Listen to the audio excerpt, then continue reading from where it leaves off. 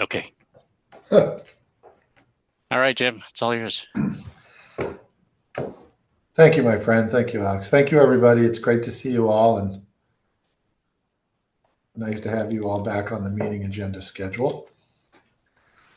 So I have shared my screen, and I'm going to take you through a slide deck we've prepared. But please feel free to jump in at any time. Very comfortable keeping this presentation very conversational. And I think sometimes just chatting about items that you want to talk about is the best way to learn. And I'm very flexible in how we do that. So without further ado, I also want to recognize Jen Davis Hayes and Brandon Monson on this meeting. They've joined me from the city. Luana is actually not here tonight. So thank you to both of them. So this is an overview of the Kirkland Kraken Community Center exploration. We are on our way. We are in negotiation with the Kraken. We're working on agreement documents, which I'll go over later on in the presentation. But it's good, I think, to get a little bit of a background before we jump into that. And by way of background, the overview of this project is what's being considered. There's 2 NHL regulation ice rinks. So these are ice rinks that would be used by the Kraken potentially, but for the most part, this is for visiting NHL teams to practice. So there's very much an NHL element to this potential agreement. We also have negotiated with the Kraken a full-service public restaurant. Now, Alex, you saw their restaurant at Northgate. That probably a little bit bigger than what would be in ours. We're kind of walking through the basics of it right now, but it will have alcohol. It will be a place to go and for the community to have a lot of fun. So that's kind of our goal. The community center, which is a very, very big deal for the city, upwards of 12,000 square feet. This is really the foundational public benefit. We own the Houghton Park and Ride site. We bought it for upwards of $9 million. And as part of the structure of this deal, we're getting essentially the Kraken to pay for and including tenant improvements of a community center for the community. And we know our community really needs recreational space. We know that from several sources, the pros plan outreach and the proposition feedback on the pool. We know that recreational space is needed in our community. Now, just by way of background, the Kraken did approach the city. It was kind of a fun story. Somebody came to my office and said, there's a Lance Lopes who called the city. We all Googled him to see if it was a crank call. And he had called cities on the east side. We found, I think, that he was like the first employee of the Seattle Kraken. Lance is a great guy. Pleasure to work with. So they called us. We responded, and in a series of exchanges, the Kraken kind of determined that the former Houghton Park and Ride site was optimal for them. So that's how all of this kind of started. The council did ask staff. We approached the council, briefed them, and they asked staff to explore and assess the public benefit. And we do feel this is kind of a rare but maybe optimal public-private partnership opportunity. We still have to work out several key details, but the idea of getting this private entity to come in and construct a facility, which will likely be upwards of $60 million, that would include what is going to be, which would be perhaps the largest. It's closed, but up there could be the largest rec center in the city. That's how big the order of magnitude this rec center would be as a public benefit, including several other public benefits as well.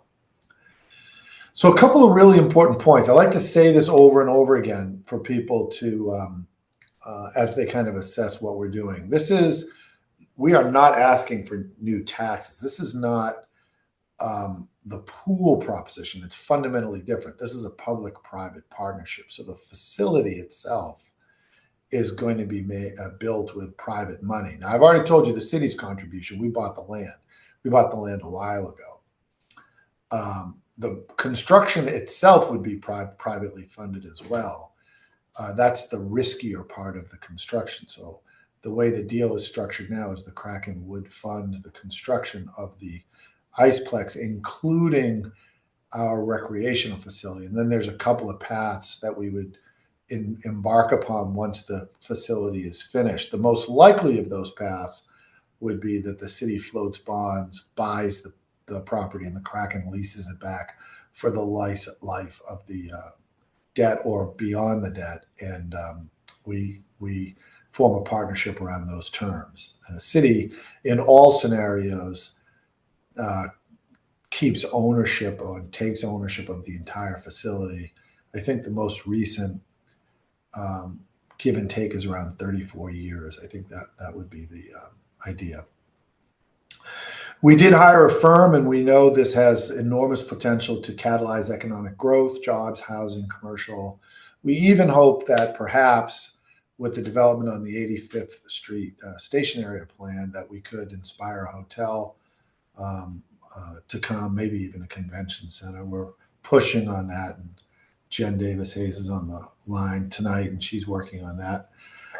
We do feel a strong desire, and we're getting really good feedback from the Kraken on making sure this was an equitable deal so that equity and accessibility to diverse recreational opportunities are available. It's beyond hockey, it's figure skating, curling, other winter sports. And the Kraken does have a great foundation, the One Roof Foundation, to help spread the game and spread the access to these kinds of recreational opportunities across a wide variety of communities. And it's also very important to know, just like we're not looking for new taxes for the facility, this is a long-term city ownership proposition. This structure will belong to the city in future generations, and future councils can decide what they want to do with such a significant structure. Who knows? It could become pool someday. But the idea is that we would have that option. So key milestones in December, we received that unsolicited proposal. In March, the Aquatic Center the city moved on from that. We formally presented the Kraken's proposal to council. They approved funding for an initial valuation. And we went to this firm called CAA Icon, the economists that kind of specialize in this field. And we have that, I believe we have that report or a summary of the report posted. And they looked favorably upon it. They saw it as a good economic opportunity for the city. And the council approved a resolution launching this formal negotiation framework. We did get more funding as we continue to design and negotiate work. We built some design plans and used that in negotiation. We then issued an RFQ for someone to build the site. The Kraken operations were the only one to respond to that. We presented it to council, and the staff and the Kraken were chosen, and the staff and Kraken have negotiated agreements. We are in the process of negotiating those agreements now. I'm going to talk about those agreements a little bit more in detail in a minute. The council reviewed the preliminary agreement was kind of like a term sheet. It gave the staff, Kurt and myself are the principal negotiators, the framework by which we could negotiate a deal, like what we needed as a city, things like a guarantee and certain more specifically defined public goods, and we are to go to the council with final agreements in the fall. Now, that first term agreement, which I believe is also on our website, it's turned into several legal agreements. And I went over these legal agreements in a recent presentation to council.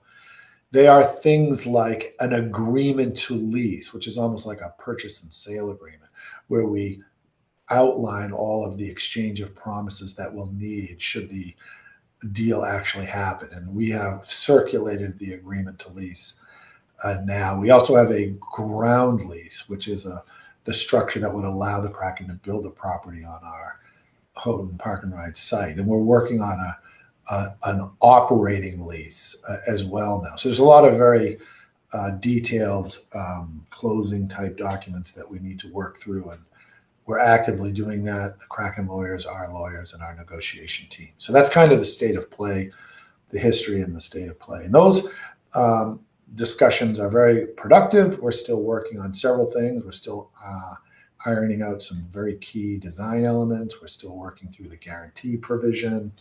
A lot of stuff is still in the mix. This is a nice diagram of the former Houghton Park and Ride site. That is not what the structure looks like anymore. This was an early rendering of it, but I think it's helpful because it shows where the parking would be and where the actual facility would be. I think it's helpful in that regard. We also have a little park area up off of Northeast 70th. This is the Exit 17 site. The Kraken really like the fact that it has such easy access and proximity to 405, and that you basically just drive off the highway and into the facility. They really appreciated that. They actually originally came with a request for 3 sheets, by the way. We could only accommodate 2, and they have an interest in having the women's professional hockey team have this be a location there too. And so it's already probably more than capacity. Alex, I do see a hand up. Oh, yes. Sorry. Go ahead, TLC. TLC? Thank you. Yes. I noticed earlier that Carolyn Hayek had raised her hand and didn't get a chance to speak to this. And so I would yield the floor to Carolyn Hayek, please.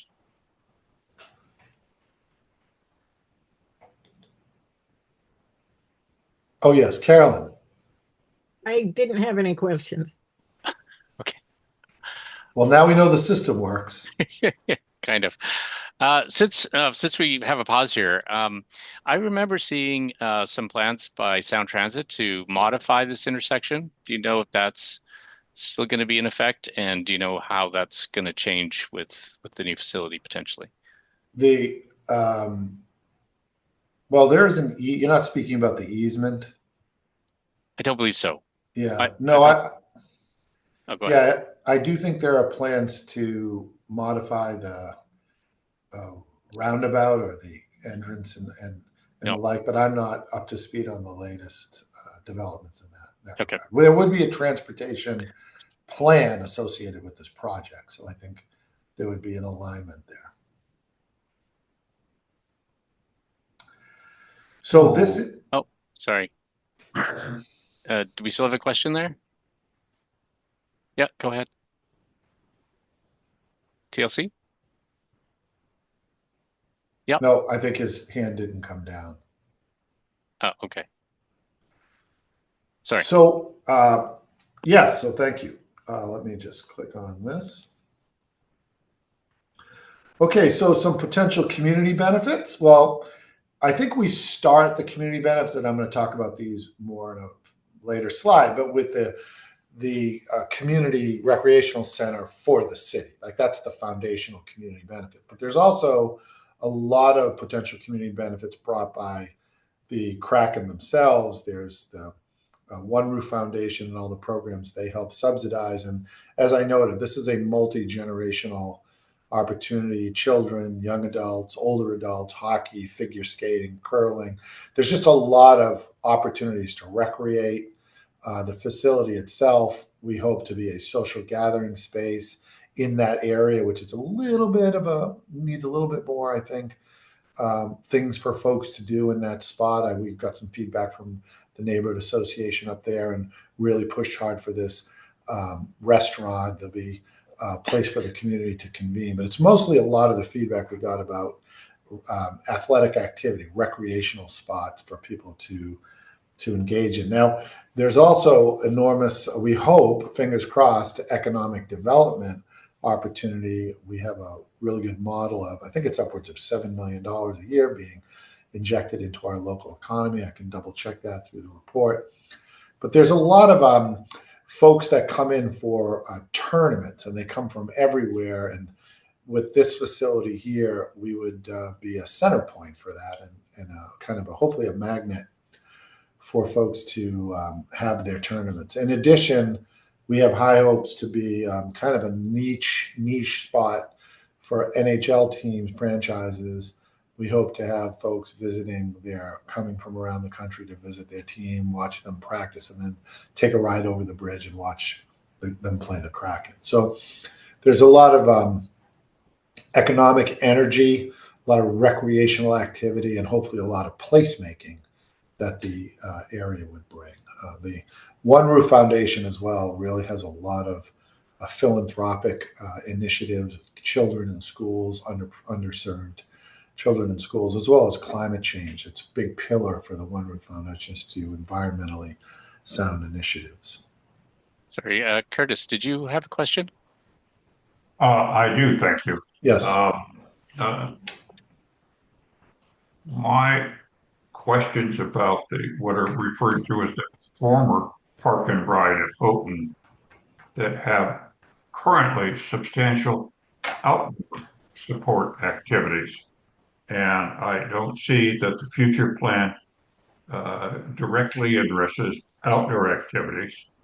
Um, in addition to that, I will be wanting to look at far more detailed information than an artistic rendition of this site that stands separately from the environment.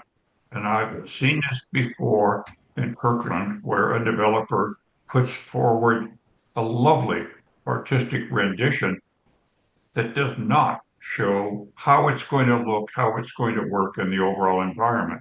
So I'll be looking at that forward. But for now, how is it that the outdoor activities, recreation that are part of what you're calling the former park and ride are incorporated into an indoor facility at a different location? Yes, thank you very much for that question. We can certainly keep you updated as we get the more specific design schematics and the like. Those are starting to come in now for the building itself. And I'll show you. This is actually this rendition is what we expect the building to look like, unlike the other image.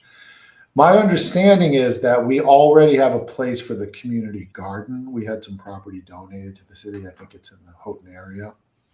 And I think Parks is working diligently to make sure that that outdoor area is transferred appropriately. There's been a lot of great energy around that. We are also actively planning to move the pickleball courts, which have been very successful. I believe, probably shouldn't quote me on this, but I'll say it anyway. I believe the idea is to have the pickleball courts come downtown at the Peter Kirk Park. There probably are some other sites that our Parks Department is considering, but I think one site is, kind of on one of those tennis courts to convert them to a near the QFC to try to make that another pickleball community. The whole area has been very successful. I agree with you, and we want to make sure that we keep leveraging that. I'm not exactly sure about the skateboard park. I'll have to get back to you on that, what the plan is to where that would be moved. But the pickleball courts and the community garden, I think we are being very, we have spots and we're being very proactive about that. So thank you for that question. So I do have an add-on question to that. A number of things you've been saying, I believe you're presenting them as though they're fact as opposed to possibilities. And how, when, where, well, we see the difference between the ideals that may not happen and the facts that will happen. How far down the road will we see the bottom line of what's really guaranteed or assured. And second question is, we have a history in the greater Seattle area of sports organizations failing miserably. And what will happen should, heaven forbid, should the Kraken organization fail? What is going to be left for the city of Kirkland and the residents to manage? Yeah, thank you for that. The items that I'm talking about, to the extent they are things like the city has this proposal has no new taxes. Those are factual. I mean, that this is the guidance and intention of the city.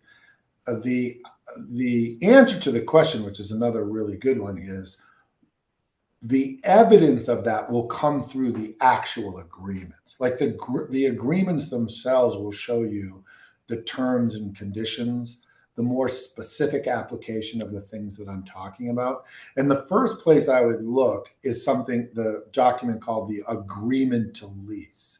That's the document where the very much more detailed and specific requirements of the city taken from the council's term sheet would be evidence. That's the first place to look. And then the ground lease as well. So the best place to follow along to see how, I think somebody might need to mute.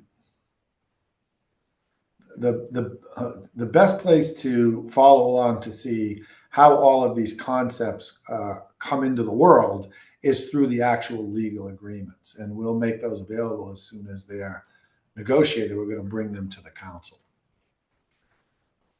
So the idea of community benefit and what the Kraken is going to do and all of the terms and conditions of the agreement, all of that stuff will be evidenced in those agreements. The agreement to lease, the ground lease, the operating lease, things like that.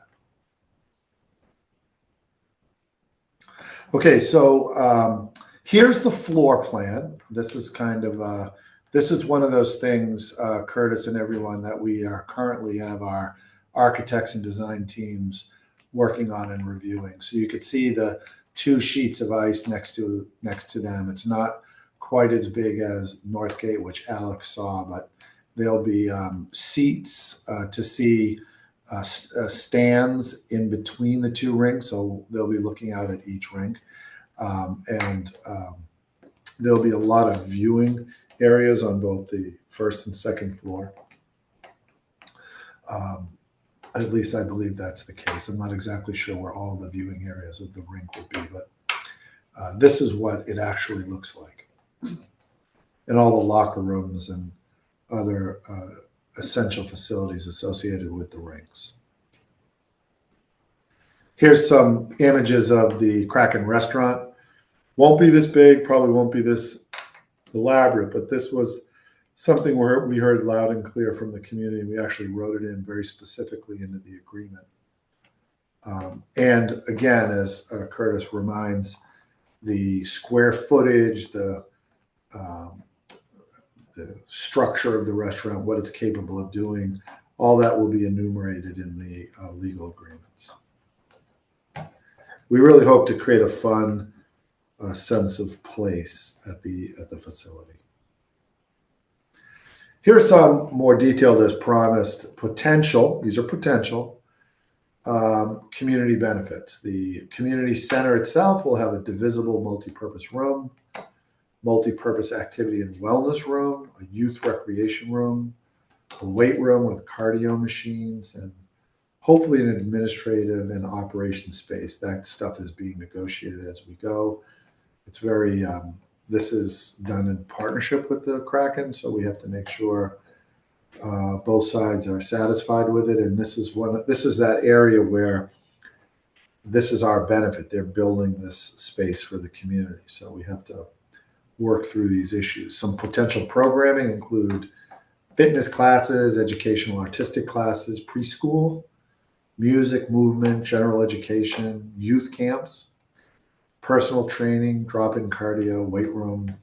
We hope to build a really nice weight room there, and community rentals. So hopefully this is being very responsive to what we heard from feedback on the pool proposition. Here's a more detailed schematic of what the community center might look like. In terms of what the look and feel would be, if you've been over to the Redmond Senior Center, I think it's called the Redmond Senior and Community Center. A similar architect did their plans as the drawings that we drew up. Our hope and expectation is that the feel of our community center would be similar to the Redmond one. We're working on that now with Kraken, ongoing conversation, and we feel very good about that. This is what it would look like. You could see those multi-purpose rooms. They're very flexible. The idea is to keep the space flexible. So if you wanted to have a huge gathering, those walls could come down, and you could in essence take over both sides of the building. We hope that it becomes kind of a very popular staple in our assortment of parks community amenities for the people. This, however, is very much in negotiation now. Will those offices be there? Will we even have offices? All that stuff is going back and forth as we speak. I'm giving you our designs, not the final designs. Here's another image of how it might look. There's the lobby, fitness room, the meeting room, cardio and youth lounge. That's kind of the structure and feel of what we hope the community center to be. And it really would be a very significant percentage of our community space right when it's finished. This is a pretty big facility. So the early community input, and we're taking input tonight, so thank you for that. We got feedback from the pros plan, the need for recreational space, and feedback from the failed Prop 1 levy. I've talked to you a lot about that. A lot of that public-private partnership idea, we got some feedback on that. Like, try to think of creative ways to create space that doesn't have a heavy tax burden. And in this case, we would be relying on the Kraken to build the facility and not to increase the tax burden. So we feel like it's being responsive for that. We went to 4 Northgate tours. We had 4 tours. Alex talked about the one that he went on. We've had public comment and council meetings, and we've had numerous submissions to our Kirkland community feedback process. And I think we have a question from the Uptown Collab. Yeah, hi, I'm Joyce, and I enjoyed your presentation. It sounds very interesting. I grew up ice skating from the age of about 5 in Boston, Massachusetts. I took a 5-cent trolley to the ice skating rink and paid him another nickel to get into the ice skating rink. And so it was part of my childhood. My only comment was when you talked about the Peter Kirk Park. I get very upset when the city says, "Oh, we got a problem. Let's fix it with the Peter Kirk Park." Peter Kirk Park is really, really good just the way it is. Those tennis courts get a lot of use, and we've got a lot of apartments around the Peter Kirk Park now. And actually, the Peter Kirk Community Center also uses those courts for,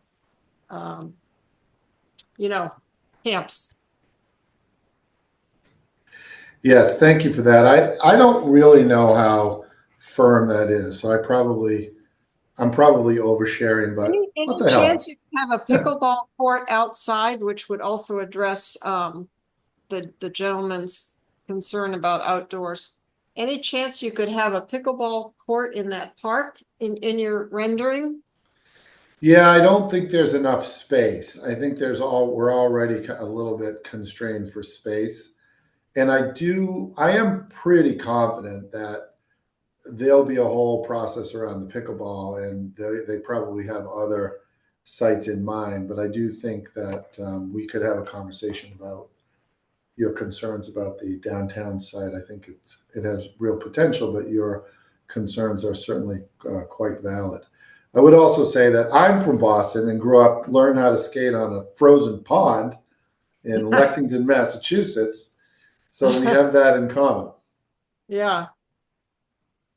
You Thank didn't you have for the your comment. trolley to the ice rink. No. We had a nice ice rink in the center of town. Well, you And probably heard of Cleveland Circle then. I have Cleveland Circle. I know well. Yeah, Yeah. there was there was a city project there. One swimming pool, one ice rink. Yeah. Is that, well, we could talk offline, but thank you for the comments. And I will follow up and send to Alex the latest on the pickleball. I probably should do that to see what And we're don't actually forget communicating. the Google Park Google campus already has pickleball. Pickleball, yes. Um, so There's a question from Rich in the chat. yes. The question is, will the Peter Kirk Community Center still exist and have the programs that they now have, or will this new center take its place? Yes, the Peter Kirk Community Center will still exist. We need community center space. So yes. There'll be like new programs. Yes. This is additional. additive. Okay. It's an additive phenomenon. And we've negotiated, a big part of the negotiation with the Kraken is the ability to charge for parking, in a similar way that we charge downtown, the dollar an hour, whatever the local downtown fees are. And a big important part of that is the ability to pay for the new services, the new staffing. So yes, this is additive. We're trying to build our capacity to help folks get more hours to recreate. Great questions.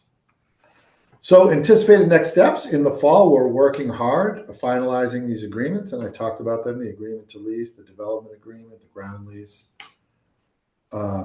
operating lease, I would put in there. That's a big one. If we can get it all done, and again, this is a bit speculative because there's no guarantees we're going to be able to get it done. But if we can get it done, and we hope to, construction could begin summer of 2026. The Kraken, they do want to move fast if they can get it done. So fall of 2027, construction would be estimated to be complete. And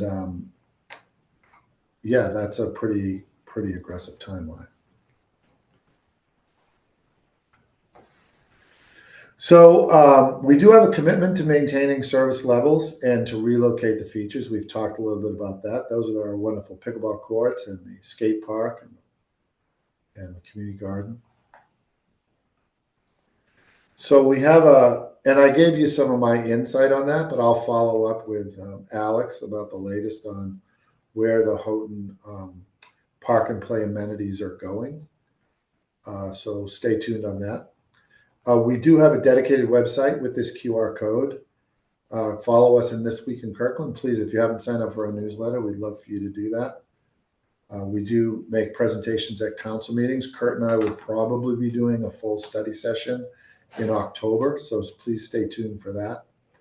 And we always welcome opportunities to engage our wonderful community. Thank you, Alex. Thank you, Moss Bay.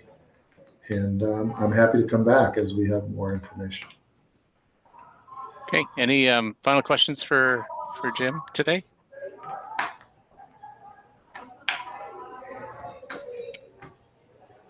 Okay, I don't see any hands. Great. Thank you so much for the information.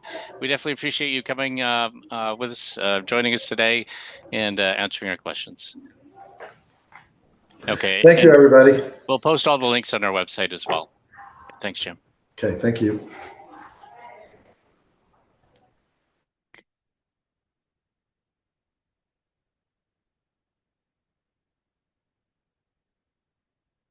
Okay, next on the agenda, we have the city's new economic development manager, Jed Davis Hayes. Welcome, and we would be very happy to hear from you and learn about your important role here in Kirkland. Great. Hello, everybody. So, as Alex mentioned, my name is Jen Davis Hayes. I'm the new economic development manager, started in June. But I've worked on the east side in King County. I worked in the city of Issaquah previously for 11 and a half years doing economic development. and in Renton in the city of Seattle, previously doing economic development. So it's been really exciting to join the Kirkland team. And as Jim mentioned, working on some really exciting projects. Basically, for folks who may have remembered Ellen Miller Wolf, who's at the city 6+ years ago, it's this position, and the city council decided that it was important to bring this position back to focus on Northeast 85th, to also, work on the Kraken and see those opportunities for recruitment in Northeast 85th and other areas of our community, as well as, continuing to support our small businesses and really be a business liaison for entrepreneurs in the community. So we have lots of programs that support small businesses, including a free one-on-one confidential small business advisor. We do monthly co-working opportunities. We have a shop local program, Explore Kirkland, which is around our tourism. We collaborate with our chamber. I see Ryan here as a chamber president, and Kirkland Downtown Association. And recently we've added a monthly business spotlight on the This Week in Kirkland podcast. So really we are here to help support entrepreneurs and small, mid-sized businesses, continue to thrive here in Kirkland. So if you are aware of any business needs, we want to know. We want to be the first point of contact. If they have questions about the city, we can help figure out, making connections for other resources they may need. And really, we're here to help and build upon all the values of our great community here in Kirkland. So I can go on more. I will send in the chat, for those of you who have access to that, my email and phone number. So feel free to reach out. And so I'll kind of leave it up for if there's any questions in particular. So like I said, it just started in June, so we've done a few things so far, but we're just really, I have my colleague, Christian Lash, if some of you might have worked with her in the past. She does the pitch. I forgot to mention the pitch. Sorry. The great pitch contest, which brings, existing and aspiring business owners together to learn how to, work on the business plan, then do a pitch to the community. And so those classes will start, those workshops, which are free, will start in February next year, and then we'll host the pitch. I believe it's in March. So that's a really exciting way to support our entrepreneurs in our community. So I'll leave it at that. Okay, thank you very much. Maybe I'll just kick things off here. Anything you could tell us in terms of what's happening with regards to the 85th Street redevelopment there? We see some changes, but I don't know what's coming, or is it just in stasis? Anything you could tell us about that? Yeah, so unfortunately, and I think that's why the city council decided to recreate this position is, there was a great redevelopment planned for Lee Johnson with Google, and then also the Petco sites. And unfortunately, the larger macroeconomics of our not just Kirkland, but our country with the interest rates, the multifamily development, so apartments, mixed use developers are not getting financing right now. One, at the rate that makes it feasible. Two, at the level of equity that they, are able to invest in. And so that is why the one redevelopment that you see happening on Northeast 85th is townhomes, because that is much easier to get financing for construction. And then you would go and obviously sell individual townhomes.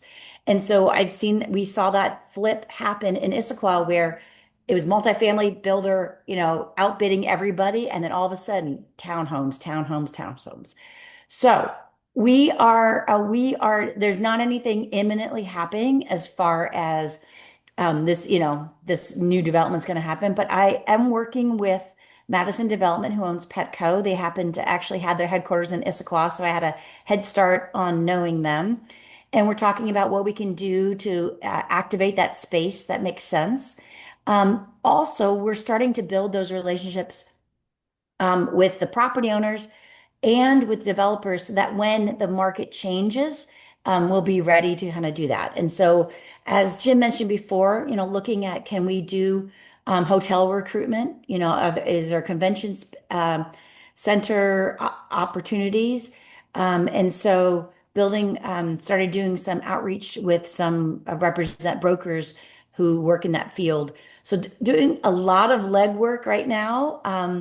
But if you guys have any connections with folks that own property in 85th that you think I should reach out to, I've been, trying to, I connected with the leasing agents and introduced myself, and also kind of started talking to property owners to, again, find out what their plans are and what would make them consider redevelopment. So. Sorry, no, no, no. Hey, this is coming, but that'll take a little while. But there could be some other, things when things change more macro. Developers want to develop in order to make money, right? And we have such a high demand for housing and retail here. Our retail vacancy rate in the city is 2.7%. That's really low. It's kind of like when unemployment gets really low, it's not really good for new businesses to be able to come in, right? So we're happy it's low, it's not a bunch of vacancies, but so builders do know there is, a demand for retail as well as housing in Kirkland. So in terms of convention centers, I'm just curious, is that typically public or privately owned and operated? Typically, what we're talking about would be hotel convention center together-ish. And Got it. so we're not looking at a public development authority or anything like Okay. that. Yeah, that seems a little bit out of our bounds there. But it wouldn't be obviously as large as the Seattle Convention Center, but having some more meeting space, and as you guys know best, the hotels we have don't have large conference centers, right? Or conference rooms to hold larger events. So looking at a hotel that would have that specific as well. So. Got it. We have a question from Uptown. Collab. Go ahead. Yeah, this is the first I've ever heard mentioned convention center. How does such a large topic come about? Does it come from the city council down to the staff, or does it come from the staff up? I mean, how does that happen? Well, you're asking a new person, so I don't know the history. But there was a study that looked at the analysis for the Kraken that looked at 85th as well. And quite honestly, on Northeast 85th station area plan was adopted in 2022. So that's even farther back that I won't have a context for. So when we say, oh, look, we want to have a hotel, we want to have a convention center, those are ideas to plant the seeds. Now, will Yeah, that happen? I guess what I'm asking is who's we exactly? Well, so the study that was done looks like there is a need for meeting space that's similar to a convention center, that we have a lack of space. Is this a study that was commissioned by the council? I mean, Yes. maybe Yes, it was. It's not a specific study about convention centers, but it was a study to show what types of development could occur and what type of opportunities with the Kraken now are opportunities to consider. Oh, okay, because the whole point of the 85th Street development, I thought, was housing. It's a robust community. You want to have jobs, you want to have housing, you want to have amenities. Yes. But you're right, more housing, more mixed use. Okay. I'm also a little bit confused about the retail space. I thought we had quite a bit of empty retail space. Well, that was 2.7% citywide, and we do have some numbers, per neighborhood. But most of I think Kingsgate, so I pulled numbers in August, but all of our neighborhood centers have at or below 5%, which is kind of 5 to 10% as they say, is a healthy vacancy rate, except for Kingsgate, which is at 6.5, I believe. So sometimes those numbers look a little different because there may be vacant, but there's somebody coming in or somebody's still paying because they have a lease, and so it's not officially a vacant space. Oh, But yeah. yeah, I was surprised at those numbers when I looked at that. Thank Okay. you. Curtis has a question. Curtis, go ahead. Oh, you're muted, Curtis. Curtis, I think you're muted. Let's see if I can unmute you. Thank you. I think I fixed that. There Sorry. you go. Okay. So I want to piggyback on the questions, comments from the Uptown collaborators. And it bothers me a great deal when people use we and all and start presenting things as though they're factual when they're hopeful or wishful things that might influence us to say, whoa, this is really a good idea. But down the road, when negotiations get into negotiations, they're just not there. And I just wish that presenters would say, in the best case, or if possible, instead of stating as though it's a fact. So that's my request going forward. Thank you. Thank you for that input. And yeah, so I will say we as a city's employees won't be building a convention center or hotel. This is going to be according to the property owners and interested businesses to do that. So I appreciate that feedback. And it is something that, again, we're not looking to do something ourselves. It's one of the ideas. We want to see many different opportunities on Northeast 85th, and they are all ideas at this point. So I appreciate your feedback. Great. Thank you. Okay. I think that's probably all the time we have, but definitely thank you for coming and introducing yourself and for us to learn about some of these great programs actually wasn't aware of. Great. Thank you so much. And again, my contact information is in the chat. I am fighting a cold, so I'm going to say goodbye. Otherwise, I would sit around and listen to more of your meeting because I think what you guys are doing is really valuable, and I appreciate you guys your involvement in our community. So Great. thank you. Thanks, Jen. Okay. Next, we have Brandon Monson. So I pulled a title from the website that says Special Projects Coordinator. I'm not sure if that's still accurate. Oh, can't hear you there, Brandon.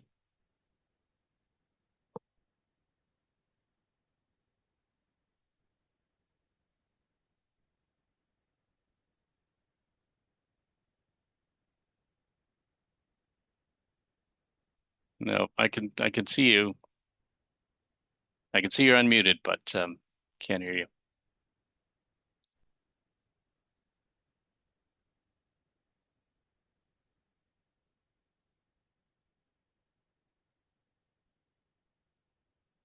Okay, I think he's going to try to dial back in. Um, why don't we just given time constraints, why don't we skip ahead? Um, so Brenda will give us an update in terms of development and some real estate projects in our neighborhood.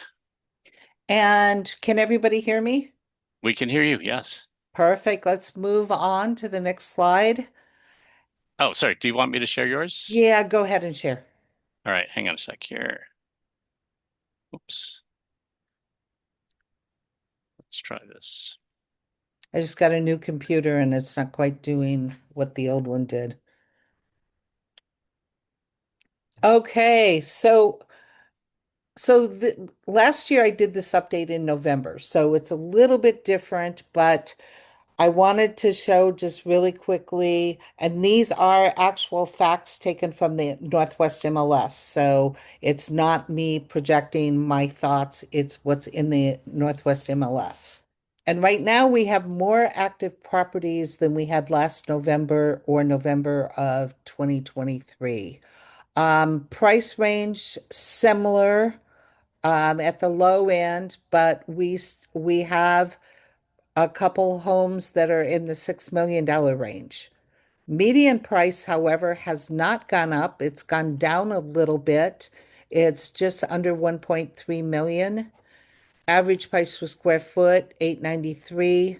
Days on market, average 66 days. And if we want to go to the next step, pending. So pending, we have 12 properties that probably most of the activity would have been in August and perhaps July. That's up from November of the prior years. Price range, we still had around a half a million up to 2.6 million. The median is about 1.4.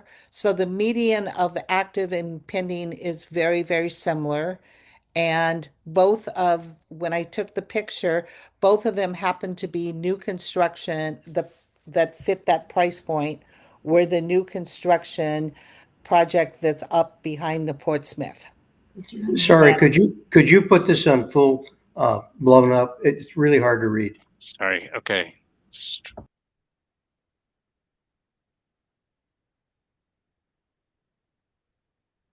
Is that better? Marginally. okay. Well, there's just a lot of information, and there's no easy way to show it.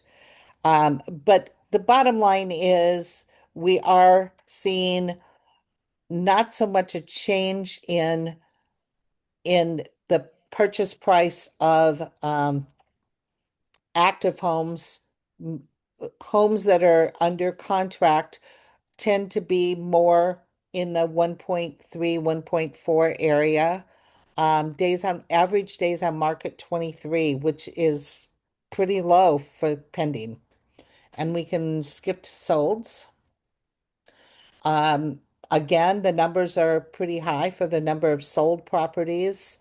And what's interesting, there was a property that actually sold that was under $3 million. It was an older condo. All three of our sold properties, the samples were all condominiums. Median price just under 1.3. Price per square foot, the last 2 years has gone down a little bit from 2023. Days on market about the same for all of them, about a month. And we can keep going. I know everybody's tired. We have more new construction than we've had in the past. 43 new homes, active, pending, or sold, and that's almost double of what there was in 2024. The size is about 1,300 square feet, all the way up to over 5,000 square feet, but the average was just over 2,000. Average days on market, 29 days. Price per square foot, 805. So that's not that different from the average price of all real estate residential. Median price of sold 1.7, so that is a little bit higher. We have 6 pending right now, and basically just under 900 per square foot. One home sold that was a arch home at 425,000. And we can go on. So last year I did this presentation, and this Jackson and Elm project was just being framed.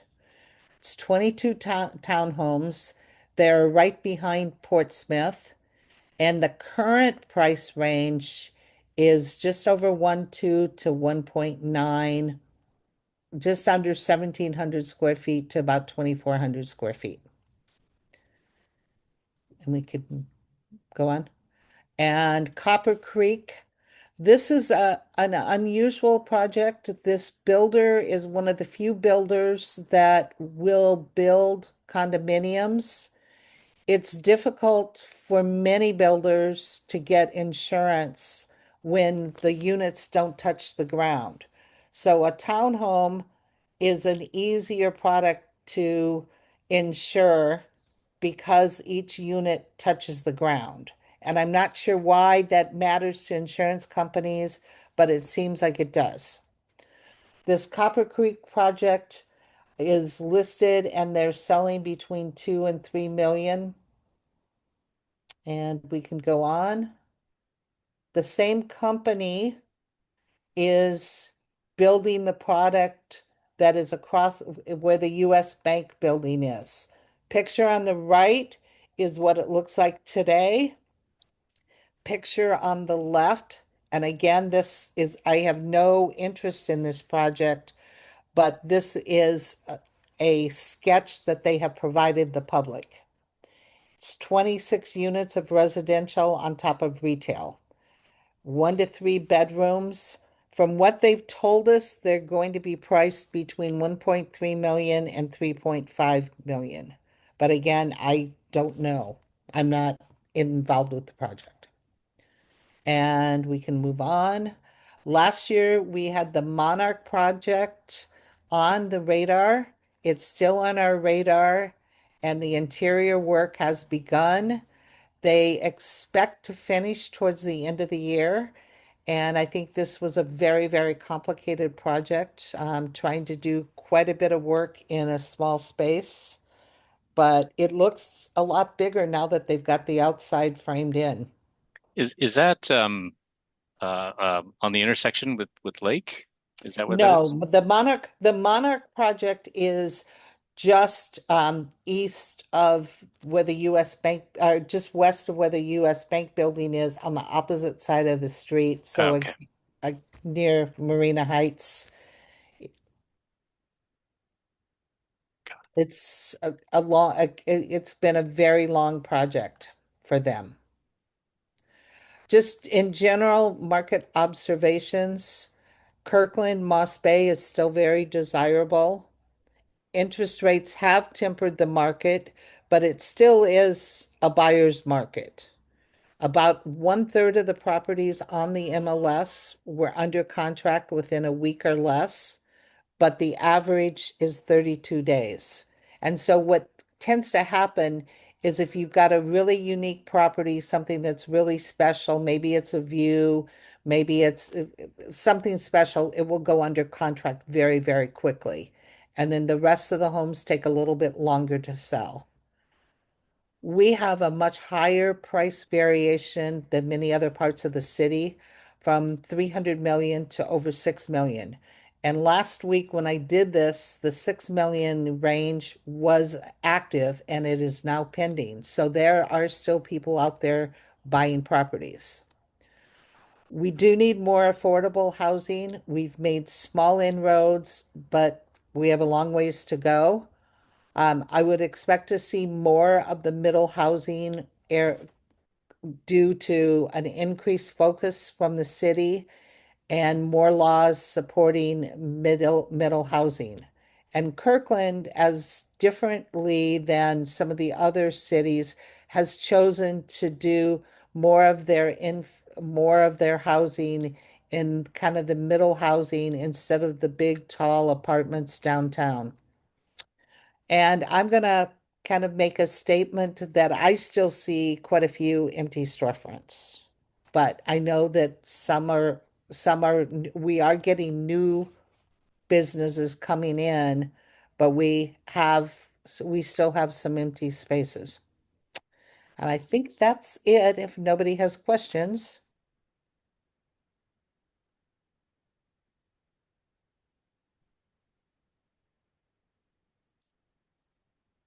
Okay. Any questions?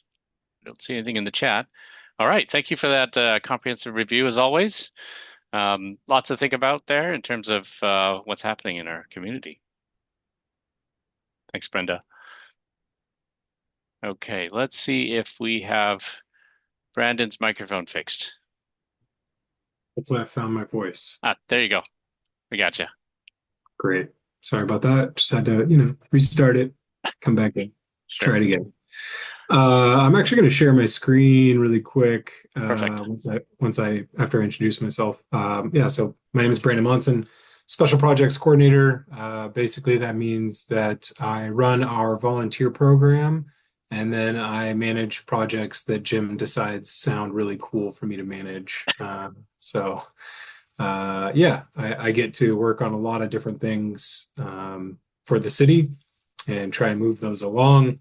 And my background is that I've worked at every level of government, city, county, federal, and Congress. So I kind of know how to work things within a bureaucracy to move the needle on projects Most recently, I was at FEMA and managed our congressional and intergovernmental affairs for the West Coast. Left FEMA and joined here in March, I think, or May, maybe May. Yeah, by the time I got here, it was May. So, yeah, like I said, I manage the entire volunteer program, but let me share my screen really quick. Is it working? Yeah, it should be here in a second. Okay.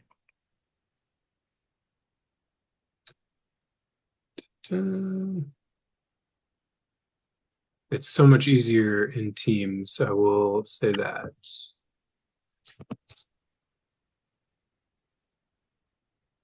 Is that view all right, or do I need to actually share do I need to zoom in further? I think it might help if you can do the slideshow. Great. All right. That's probably better. All right, yeah. So, great. I won't belabor the point here. I'll just kind of jump through a few things, and then I'm happy to take some questions, but this will be pretty quick. So we can skip this slide. We can skip that slide. But basically, the main thing off this slide that I want you to know is that we have single time events that you can volunteer for, but we also have ongoing events as well. So you can be volunteering every week or every month or whatever cadence works for you, as well as single time events that you can just show up for one time. And that's just like you just sign a quick waiver. There's no actual process on that. If you want to volunteer with us on a more permanent basis, we just do a quick reference check, and then some of the volunteer positions, like if you're working with seniors or you're working with kids, we do a pretty easy background check just to make sure that everyone's protected on that front. This is a comprehensive list of our volunteer programs.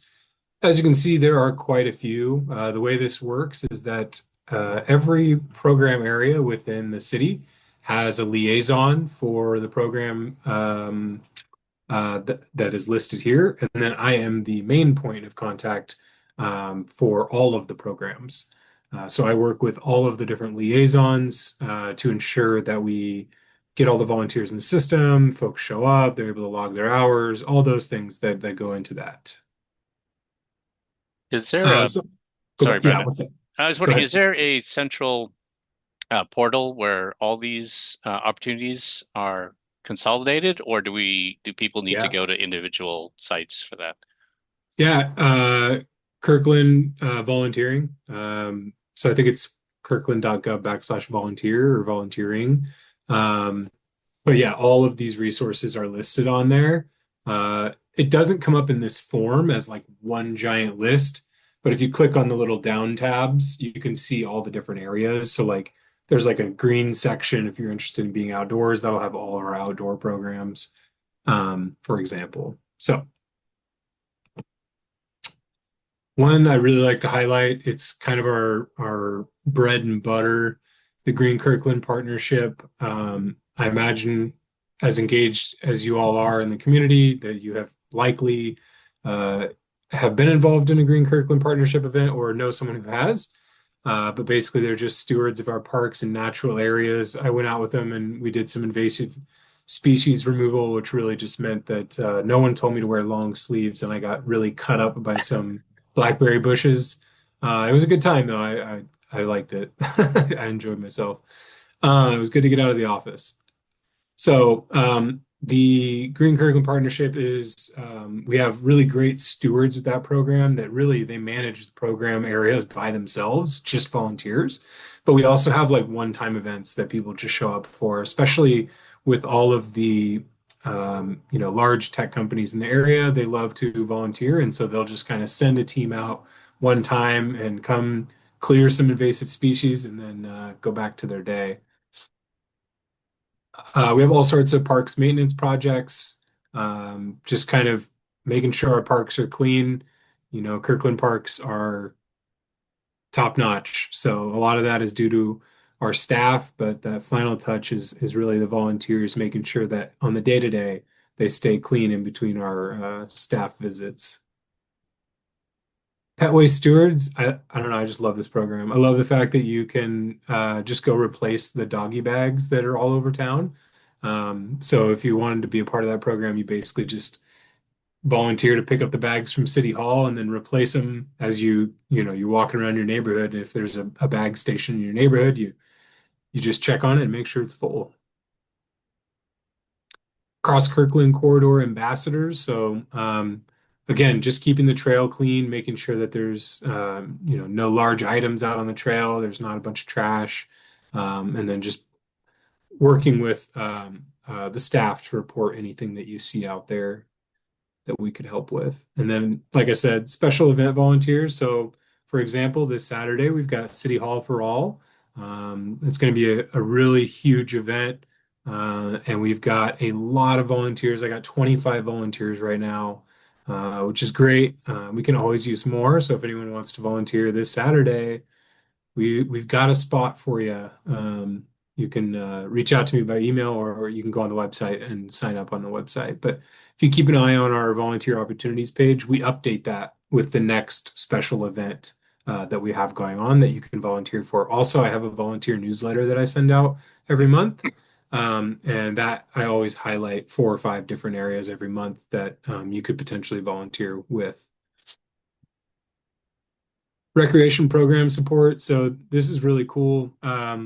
We have, the Aqua Leaders program. We do Pee Wee soccer coaches, Little Hoopers basketball coaches, and all of that is due to Kirkland citizens volunteering their time. We could not run those programs without volunteers. So it's really crucial that we have success in those programs. And then I love to highlight the Kirkland Youth Council. If you didn't know it existed, it's such a cool advocacy space for our youngins to be able to understand city government and get a feel for civic engagement and have their voice heard on policy as it relates to youth. How to get involved, you can go to our website. You could email me, or you could just show up at City Hall and demand to talk to me. I'll come talk to you. I'm typically there every day. So yeah, I'm happy to answer any questions. But that is the length of my presentation. Great, thank you.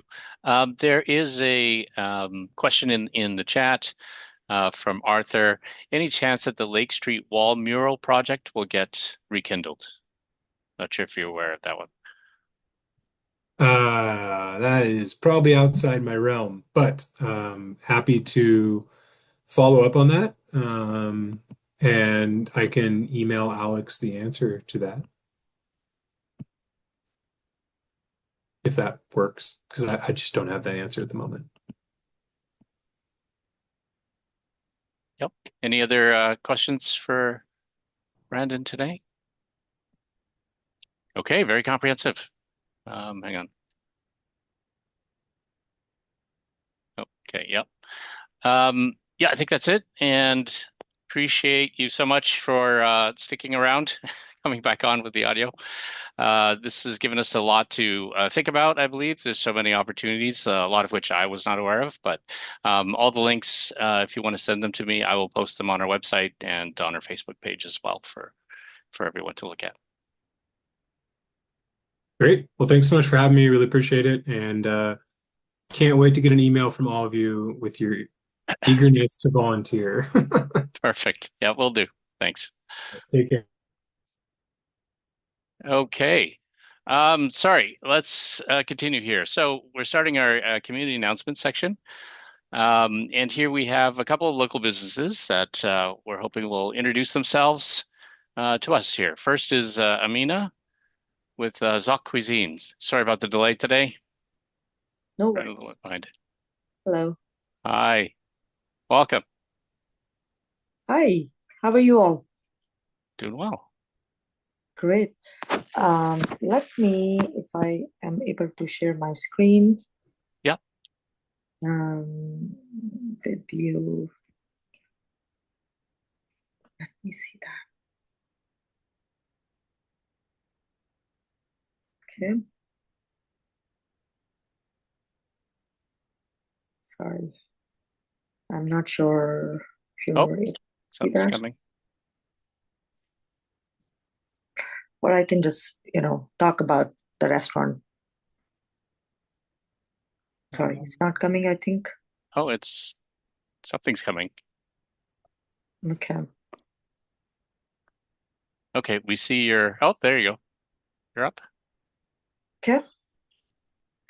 So I want to introduce myself. My name is Ameena Chaudry. I was born and raised in Lahore, Pakistan. I came back, back in 1999. Started my journey as housewife. Um, been married to a guy who was in the restaurant industry. Had some businesses. And then we start running the businesses. So this is another venture that I brought to Seattle. It's a authentic Pakistani cuisine, with some Indian flavors. Of course, we use the same spices, so that's why it's very similar. But we call ourselves more of authentic Pakistani because there was a long filled gap that needs to be filled in Seattle for a authentic Pakistani cuisine. So this is what our food is.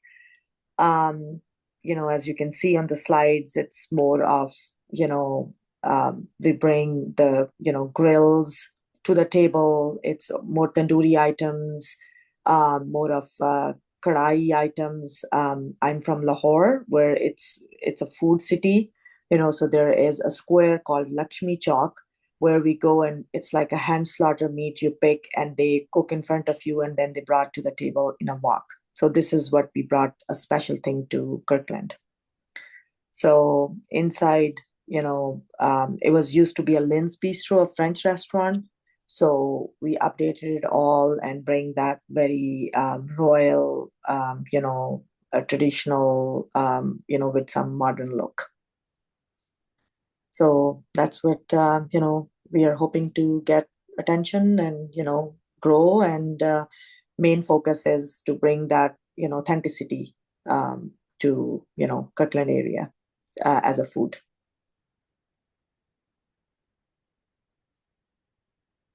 Okay. Carolyn is asking the question, is it open now? Yes, we are still in a soft opening, kind of situation where we are running every day on dinner, but we close, Monday and Tuesday lunches as it's not as busy. But weekends is usually now busy for us. We have a nice brunch. It's called Lahori Nashta. So, we get that really nice crowd, for brunch and dinner time. Yes, and our hours are about 11 a.m. to 11 p.m. on weekend, Friday and Saturday. And the rest of the days, we are 11 till 10 p.m. Okay. Any other questions for Ameena? No, we have some. Sorry, was that away from Uptown? I'm No, sorry? okay. No, I thought I saw away from Uptown. You're muted. What? You're muted until now. Okay, am I on now? Yeah, you're good. I just wanted to find out, how's it going with the application for the liquor license? Oh, we are. I think the main challenge right now, a liquor license is yes, they keep wanting us to submit some paperwork, but the main challenge with the city of Kirkland. We don't have our sign still up yet, and that is really interrupting our visibility. On the street as well as to the public. They keep requiring more paperwork and try to reject some of the design and saying like you have to do this and anyhow. So really hoping that we could get our sign up as soon as possible to become more visible to the general public and get that crowd, for the lunch and dinner. So you don't have permission to put up the sign? I think they took a long time, about 2.5 months to approve the sign. Yep. Okay. Good to know. That still is the biggest challenge. I literally have to order those Amazon flags where we say now open, and like do all that kind of stuff, to be visible, in the street, because I don't have pretty much, the sign up yet. Got it. Yeah. Yeah, I think that's definitely an issue here in Kirkland, but also I think with a lot of cities in Yeah. the area. And there's also a bigger challenge for us is because we are right on the Central Way at 212. There is this construction going on in front of us, and parking is a huge challenge right now. The building right next to us won't allow us to park in their empty parking lot. And we only have a street parking, and which is also right now is a challenge with all this, so I feel like, since we opened, there's a lot of challenges that we have to, I think it's really interruption in the business. Got it. Well, we appreciate you hanging in there, and thank you so much for bringing this authentic, unique experience to Kirkland, especially downtown in Moss Bay. And I personally will look forward to heading out there very soon. It looks delicious. Thank you so much for joining us. You're welcome. Thank you so much for giving us the chance to, present ourselves, and we would love to see all of you in the restaurant, and, to promote us and, keep the business going. Perfect. Thank you. Okay. Thank you. Okay. So next up we have Five Iron Golf is Bill. You've stuck around. Thank you so much for your patience today. Yeah, I stuck around. I wouldn't miss out on this. So thank you for the opportunity to present here. Let me go ahead and share my screen.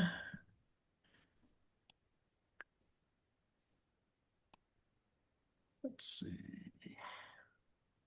Are we up there? Yeah. All right. So for those who don't know, Five Iron Golf. Well, first of all, my name is bill.goulston. I'm the event sales manager at Five Iron Golf, right in the Kirkland Urban. We're located directly above the QFC. It's kind of still a hidden gem. A lot of people still don't know it's there. It's kind of hard to find if you don't know what you're looking for. We're coming up on 1 year anniversary of taking over the space.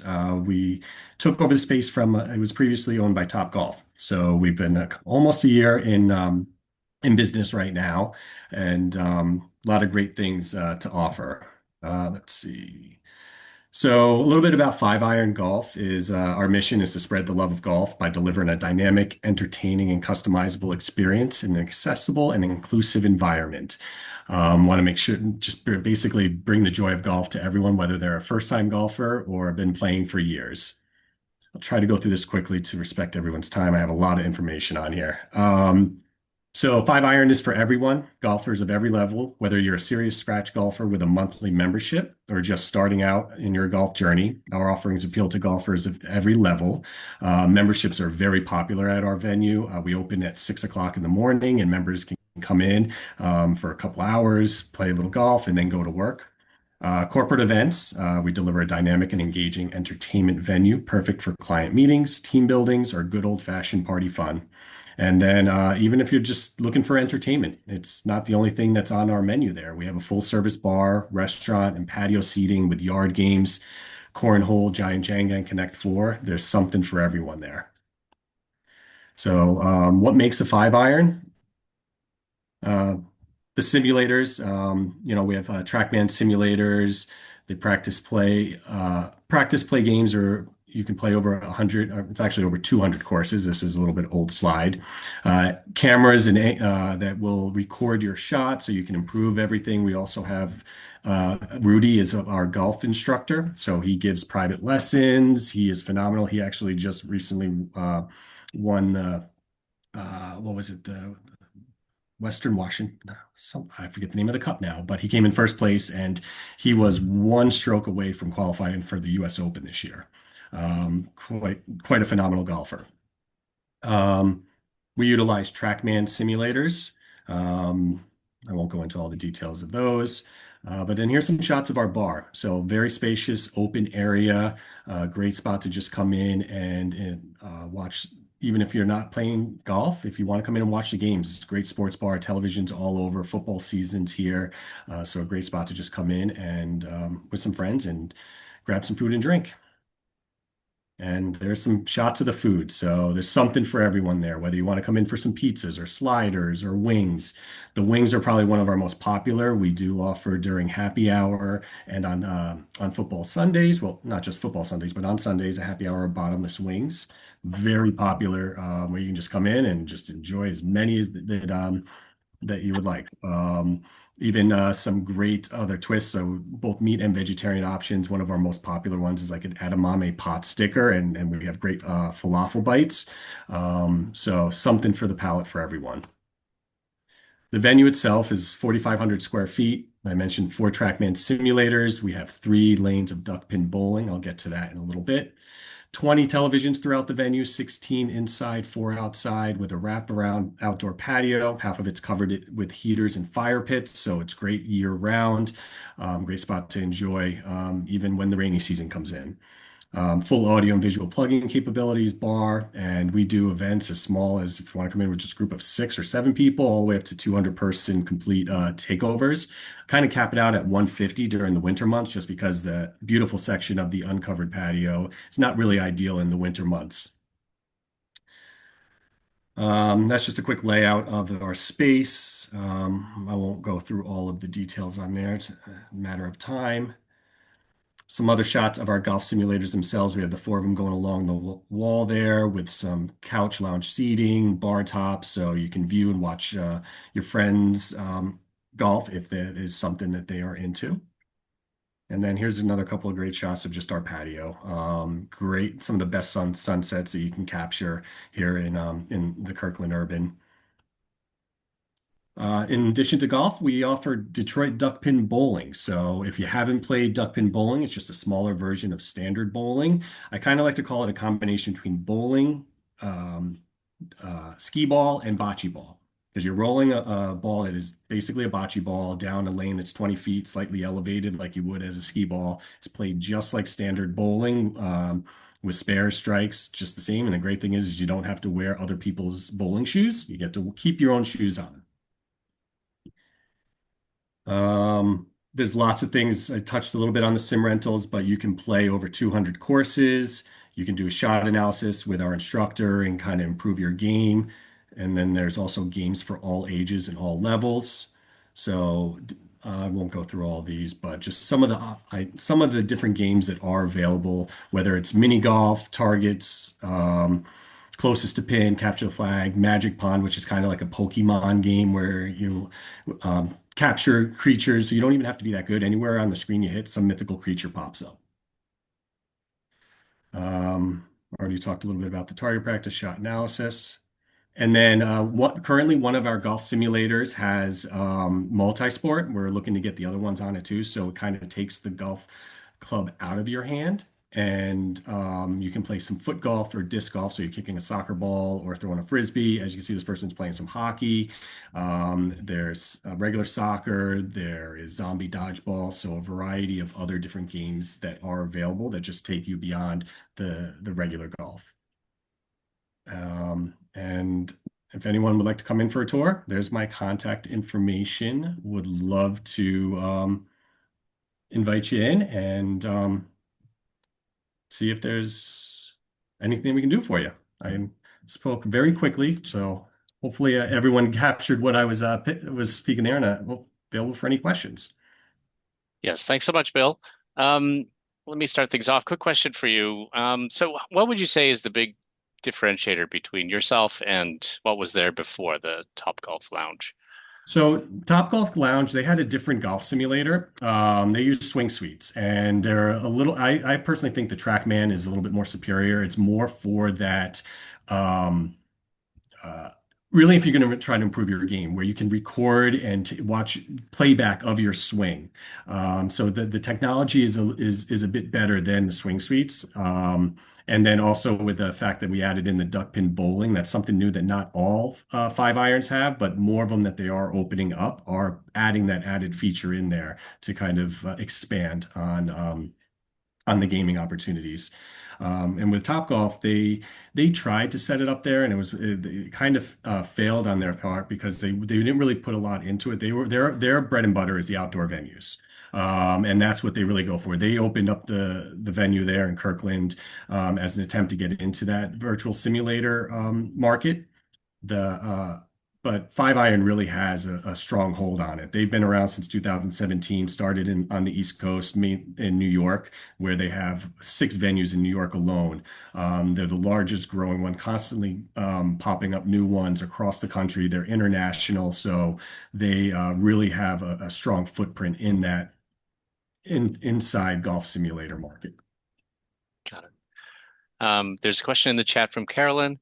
What are the hours of your restaurant? So the restaurant right now, because we haven't seen a large lunch crowd. When we first opened, we were opening up for lunch during the week, but really wasn't seeing the people come through. So during the week, Monday through Thursday, the kitchen opens at 3 o'clock when happy hour starts. So we also have the happy hour Monday through Friday from 3 to 6. And then on Friday, Saturday, and Sunday, the kitchen opens at 12 o'clock. And then they're open until the kitchen's open until we close. So during the week we close at 10, and then on the weekends we close at midnight. And is there any limitations in terms of families, We kids, are and an things like all that? ages venue, so all ages welcome at all times. We also have kids Callaway clubs so that they can feel included. We have the shorter clubs, righty, lefty. We have everything you need there to play. So you can bring your own clubs if you want, but it's not necessary. We have everything you need. And yes, kids. In fact, just today, I think I booked like 3 kids parties coming up on the next couple of weekends. So very popular on the weekends for some kids parties. Okay, great. Don't see any other hands right now. So, well, I'd just like to thank you so much, Bill, for presenting your venue and a lot of the exciting things that we can all participate in there. Thank you. Great. And I'll have your information posted on our website and on the Facebook page tomorrow. Okay. So just a few more quick announcements before we adjourn. I think Jim mentioned this one, City Hall for All. This is coming this Saturday, and I think we're going to have some folks at the neighborhood booth. So if you're there, feel free to swing by and say hello. And here we have, yes. So city council elections are approaching, and here's a schedule for upcoming candidate forums where you can learn more about the candidates running for office. We're going to post these as well onto our website, so you can find one that works for you and learn more about each of the candidates. Any questions so far? Okay, next is the board elections. So it's come to the point where we're open for nominations and applications to be on the Moss Bay Neighborhood Association board. This will be open through the rest of September. All Moss Bay residents can apply. Any questions, or if you have any interest, just send an email to us at contact@mossbay.org. Interviews will be conducted between October 10th and 19th. Note that we will have a happy hour in between that time where you can meet some of the candidates as well as talk to board members as well. It's going to be moved from typically Mondays to Thursday because of the candidate forum conflicts. So that'll be on October 16th. And then we do voting and neighborhood polls will happen October 20th through the 31st, and we'll announce the results at our next meeting, which will be on November the 10th. Okay, so if you have an interest in volunteering for the board, helping out with organizing these events, or happy hours or a chance to work closer with the city, please consider applying. All right. I think with that, we can, unless there are any other announcements people want to make. Okay. So hang on, something in the chat. Huh. Okay. Yeah, there's a question about the scramble. We'll try to post some information if there's an update available on what's happening with the scramble. But thanks everyone tonight for joining and staying a little bit long today. But we had a lot of great presenters and a lot of information to share. All right. Thanks everyone.